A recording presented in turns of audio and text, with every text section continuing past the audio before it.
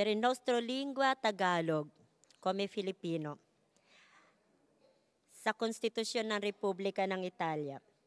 Artikulo 3. Ang lahat ng mga mamamayan ay may pantay na dignidad sa lipunan at pantay sa mata ng batas, na walang kinikilingan batay sa kasarian, lahi, wika, relihiyon, opinyon sa politika, pansarili at pangsosyal na kalagayan.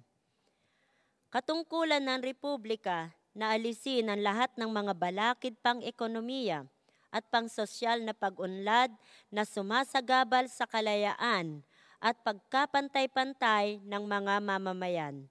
Humahadlang sa pag-unlad ng tao at sa epektibong pakikibahagi ng lahat ng mga manggagawa sa mga politikal, ekonomiya at sosyal na mga samahan sa bansa. Okay. Articolo 3. Tutti i cittadini hanno pari dignità sociale e sono uguali davanti alla legge, senza distinzione di sesso, di razza, di lingua, di religione, di opinioni politiche, di condizione personale e sociale.